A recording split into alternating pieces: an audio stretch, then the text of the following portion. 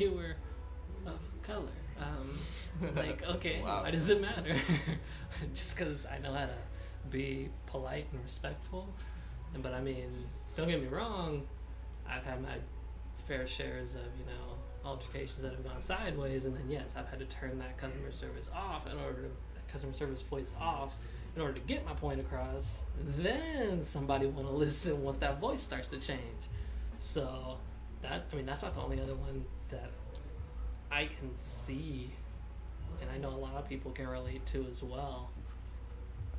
Because you work customer service too, and you gotta deal with people. Shouldn't have to come to that. People hear your voice on the phone, they're very surprised as to who they're speaking with, or like when you ask them to, or when they try to pronounce your name, or they try to go ahead and spell something of that manner, or you just say, oh, I definitely wouldn't have gotten that right, or oh my goodness, like that's so unique. Like, where are you from? Like, oh my goodness, I love this about it, or this is so interesting about it. Mm-hmm. And I'm just like, okay, I definitely appreciate it, but at some point you started looking into it, like, okay, like why are you really going through and like nitpicking everything about my identity? Are you really trying to be informed about it, or are you really just like surprised because this isn't something that you experience all the time? You're really, like, you're flabbergasted in a sense. Yeah.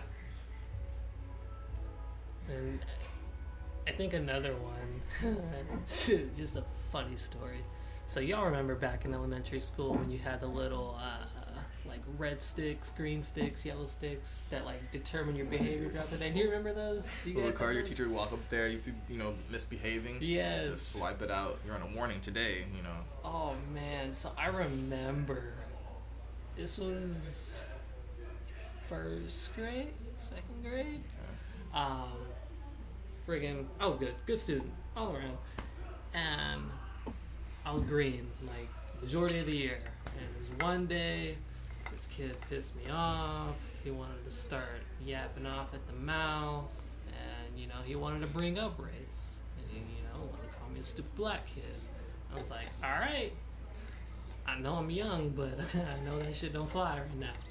So sure enough, little kids, get to fighting, and just tussle and shoving and pushing, and from there, he wants to be a little snitch, and freaking snitch me out, and so I'm the one to get blamed for it, and I'm all distraught about it.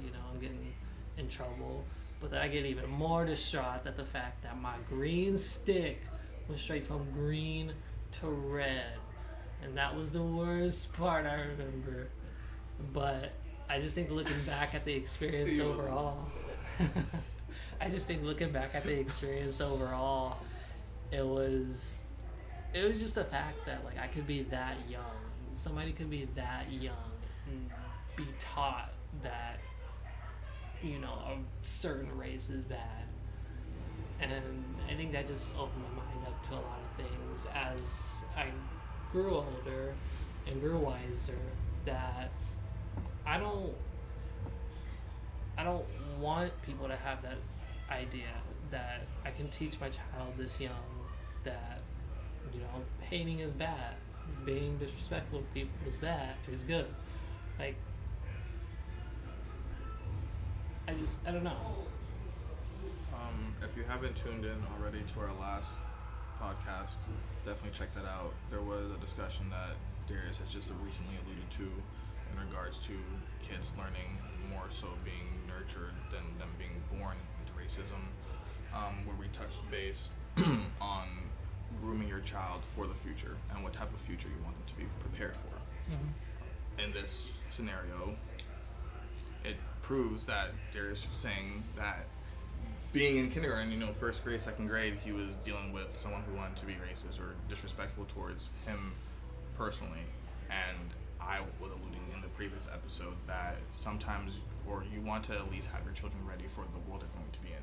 Mm-hmm. In a melting pot, progressive world that we're here, where we're trying to respect people's, ideals and their beliefs.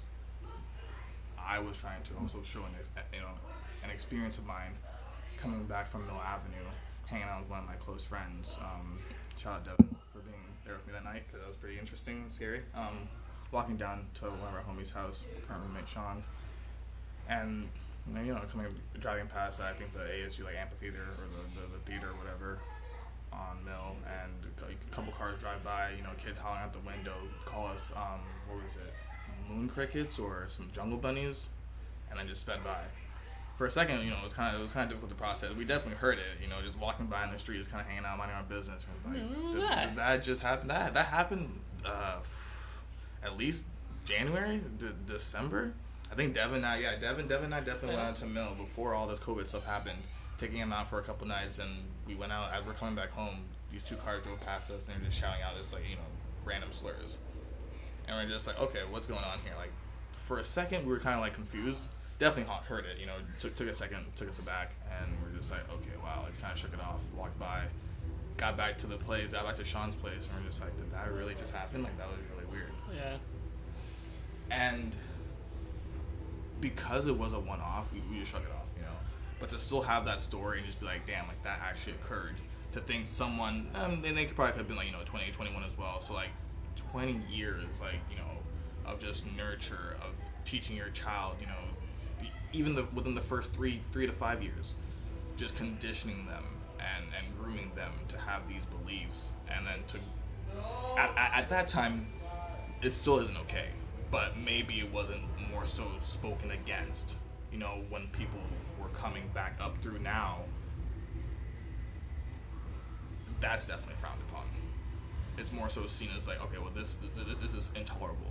Mm-hmm. This is not something that should be able to be spoken upon in this negative light like that. Yeah. And that just goes more so to what I was saying previously, and grooming your child for the future.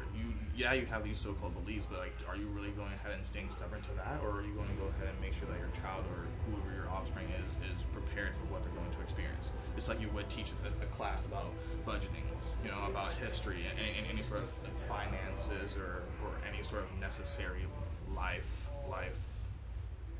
skills. Mm-hmm. Sorry, tangent, but that was more so me trying to just like prove your point about how first graders all the way to collegiate, it starts from when you're young, and being nurtured and groomed and raised up in that scene is definitely going to become a habit. Yeah.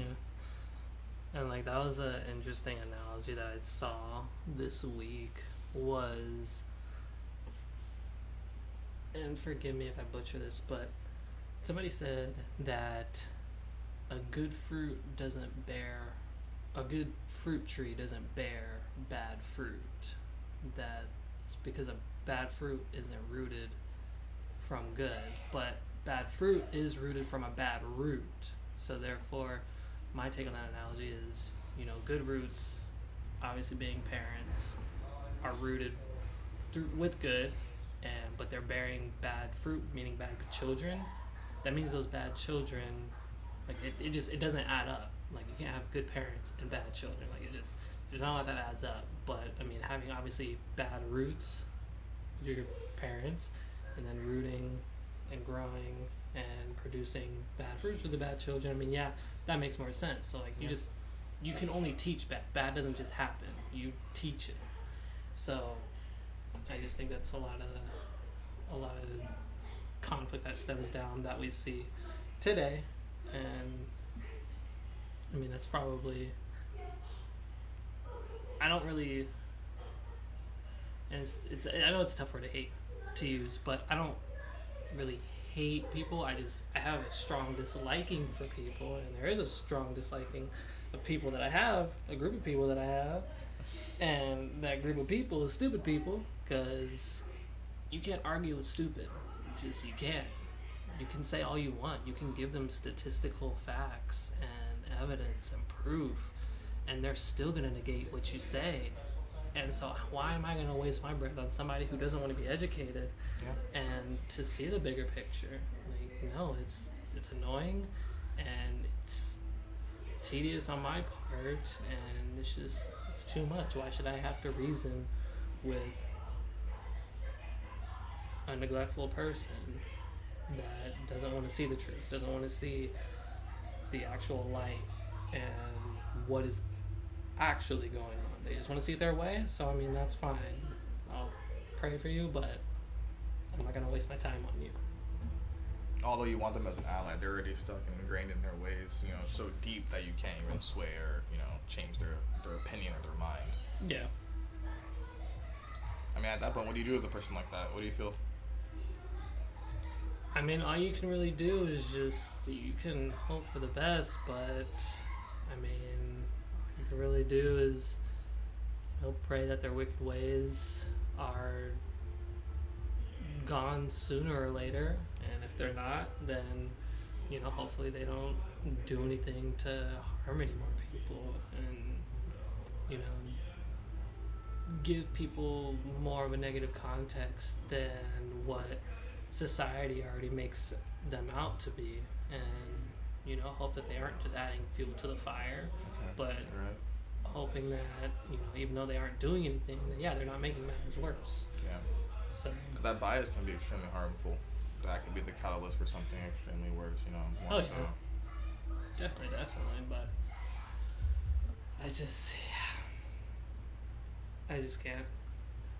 And I've had my fair encounter of more than enough stupid people, and I've seen every possible scenario there is, and just when I think I've seen it all, I see another one. I'm like, yo, this is wild. There's so many people in this world. A new challenger approaches. Oh my gosh. It's just like, this can't be possible. Like, I thought I just saw this, but no, this is even more different than the other one.